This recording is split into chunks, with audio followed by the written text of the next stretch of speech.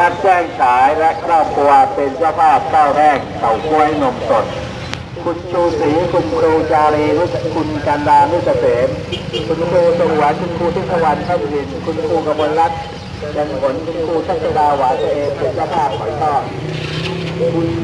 สมใจคุณเฉลียวคงเมืองคุณเล่นคงเมืองคุณกมลจับชายเป็นเจ้าภาพหน้าหน้า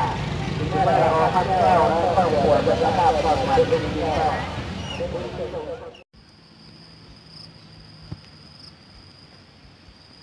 สวัสดีครับวันนี้เราก็จะมาตกปลากันที่คลองดอนลาวอำเภอบ้านแพ้วนะครับ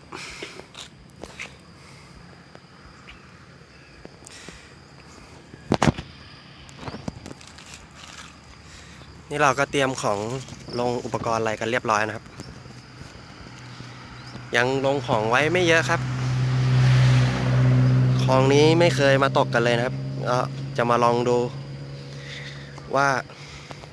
ปลาจะกินหรือเปล่าครับฝั่งโน้นก็มีนานักตกปลาท่านอื่นนะครับตกอยู่ฝั่งตรงข้ามทางโน้นนะครับ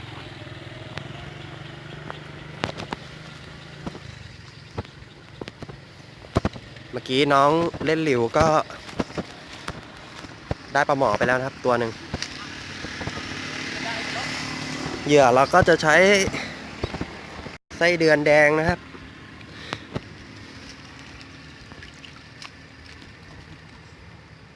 ปลาหมอ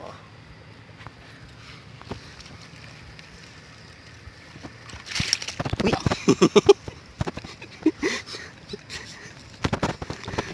โอ้ยเดี๋ยว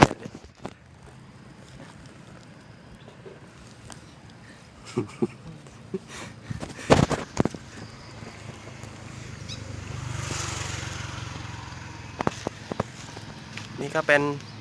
บรรยากาศตอนเช้านะครับต้นมะพร้าวมันบังต้นมะพร้าวเยอะครับดูขี้โคลน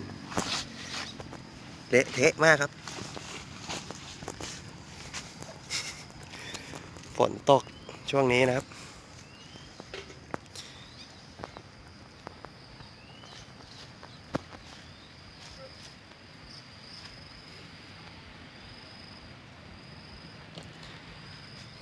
รอติดตามผลงานครับว่าวันนี้เราจะเป็นยังไงบ้างครับ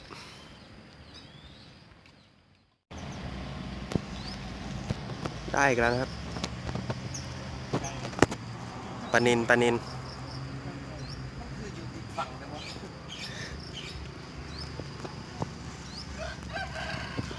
ตัวที่สองนะครับ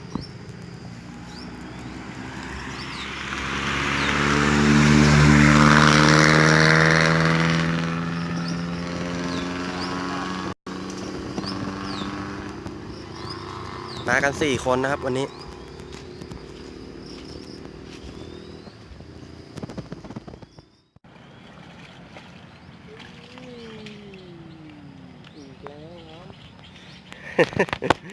กินดีงั้นไหนชูปลาด้วยสวยทีมงานไหนรอดอยู่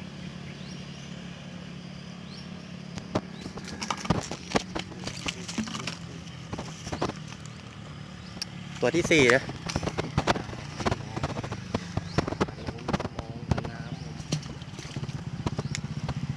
ฝั่งกระโน้นมองเลยเหรอ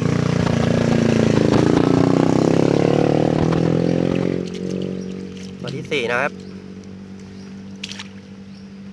เหตุการณ์ไปไวมากเพิ่งจะ8:30เองว่ะ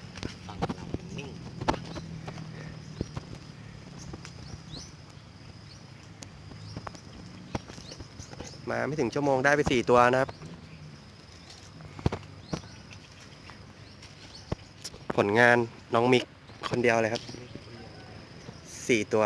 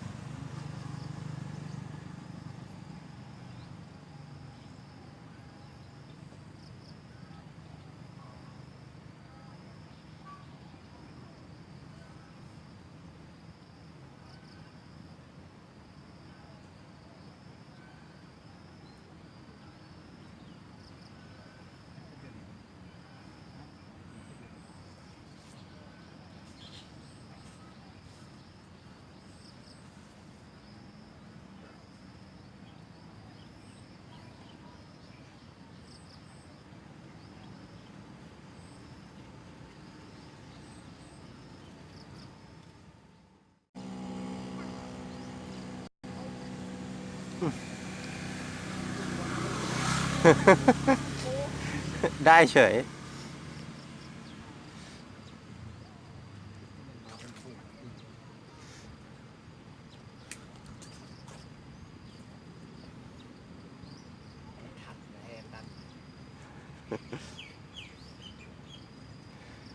โอ้ย ลุงกับหลานสองคนเว้ยเอ๊ะตากับหลาน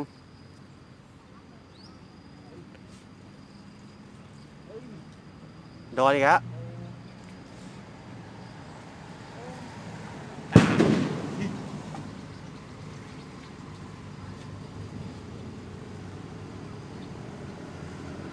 ได้อีกแล้วนะครับ ตากับหลาน ไหนหันทางกล้องหน่อย ใส่ไปแล้ว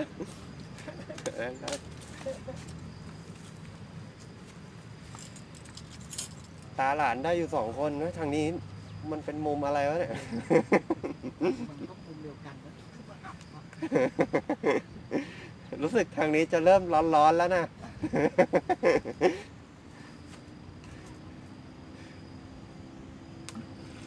อันนี้คือใหญ่เลย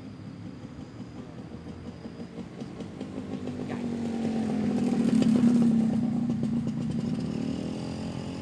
ก็หนักอยู่มันนิ่งเลย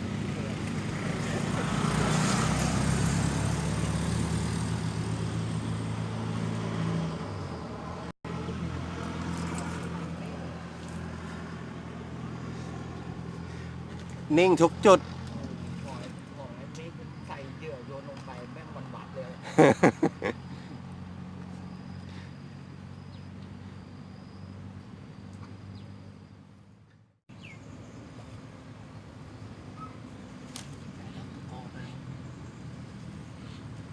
เราตะก็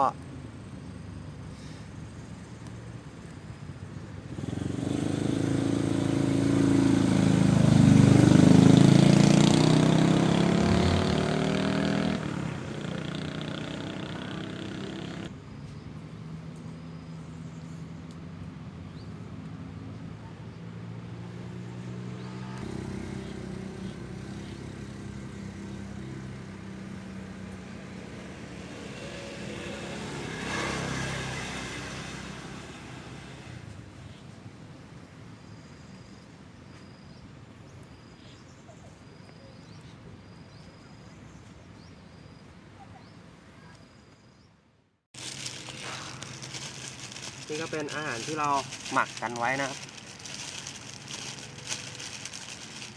เดี๋ยวเราจะมาลองกันเลยครับว่าสูตรนี้ที่เราหมักกันในคลิปที่แล้วมันจะเวิร์กหรือเปล่า เดี๋ยวรอดูผลงานสูตร1 Infinity ครับโดนครับโอ้ยใหญ่ครับใหญ่ครับตัวนี้เอาสายสวยครับผม วันนี้ตัวมาเริ่มเลย โอ้ ไม่น่าเข้ามาที่ตักเลย มิกบอกไม่น่าเอาที่ตักมาเลยนะครับ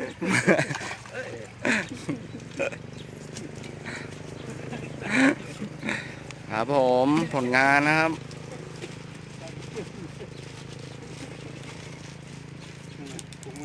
ลุงกับหลานนะครับ จัดไปอีกแล้วนะครับ กลับมาที่สูตรของเราต่อเลย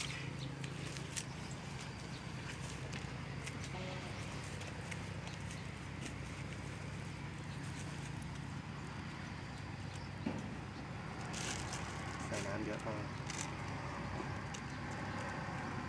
หลิวแม่งวิ่งเข้าไอ้นี่ไปแล้ว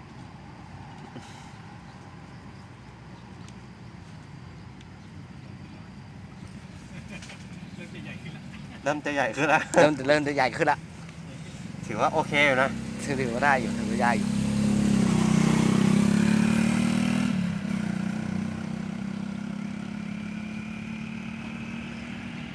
แล้วก็เกี่ยวเม็ดโฟมนะครับ ก็เดี๋ยวมาดูผลงานกันนะครับ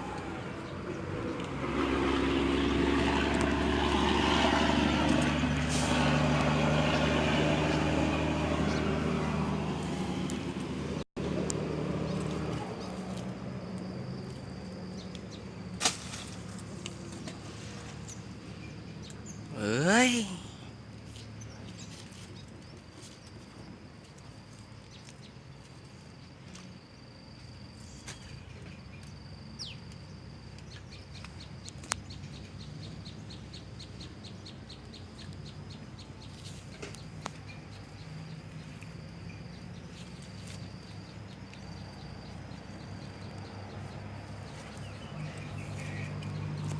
ก็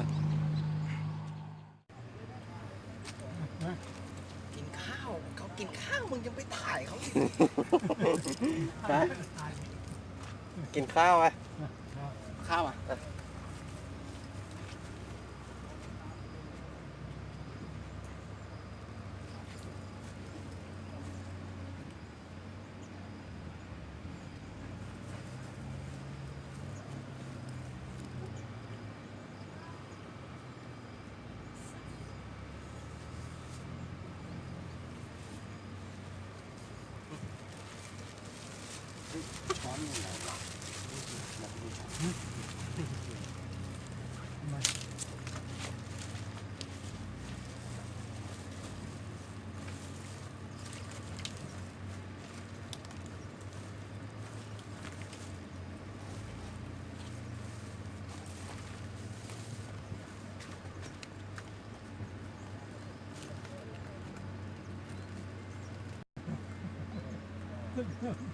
เอาไปก่อน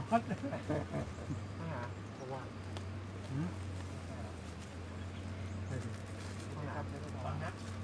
คนนู้นกับคนนี้เขาเนี่ย เอาเนี้ย น่า ทำไงเอาเลยวิ่งเล่น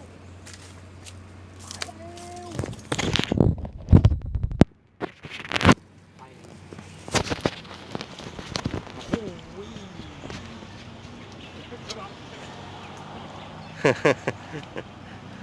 อ้าวเกี่ยวกันมา เกี่ยวกันมา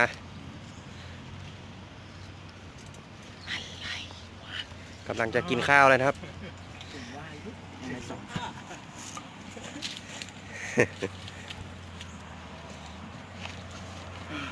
โอ้โห ผลงานผลงาน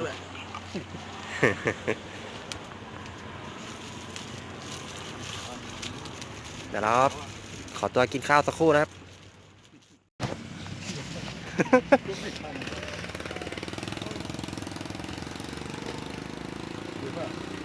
ไม่อยู่ ต่อก ำลังจับคันเบ็ดอีกคันนึง เกือบแล้วเกือบเสียคันเบ็ดแล้ว เผลอไม่ได้เลย ลากหลิวลงน้ำ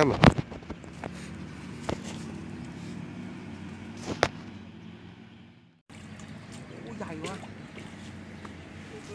โอ้ โอ้ใหญ่ไว้ยตัวนี้ ไม่เล่นเกมจะดึง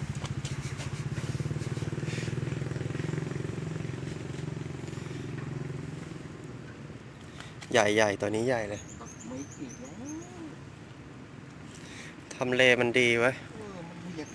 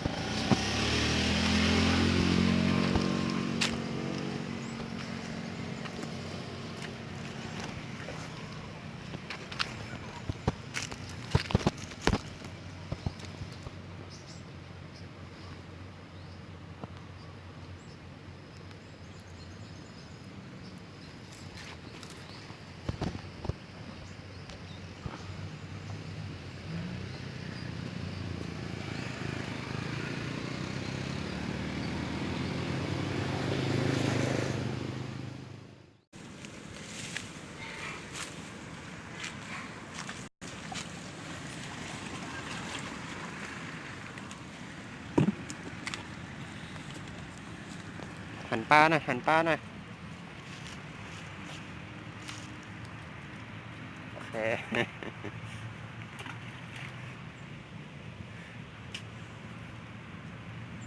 น้องมิก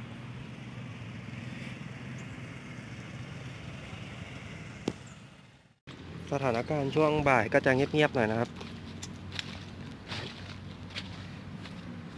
โอ้ได้แก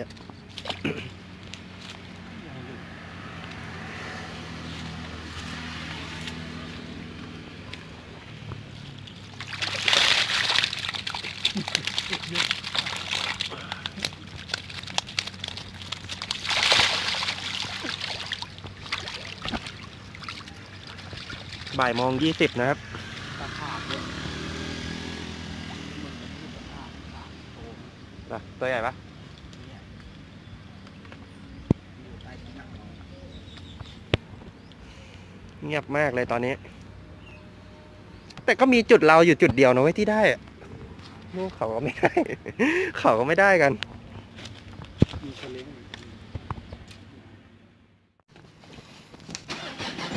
นี่เราก็เก็บของเก็บอะไรกันหมดแล้วนะครับบ่าย 3พอดีเหยื่อหมด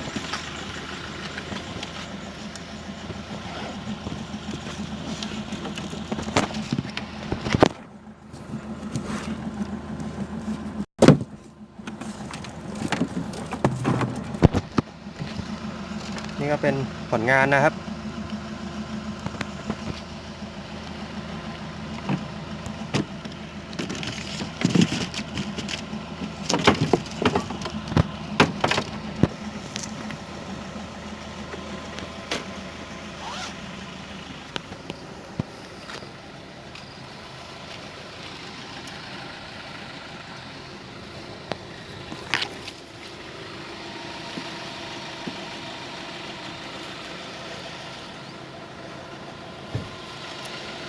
สำหรับคลิปนี้ก็ต้องลาไปก่อนครับผม สวัสดีครับ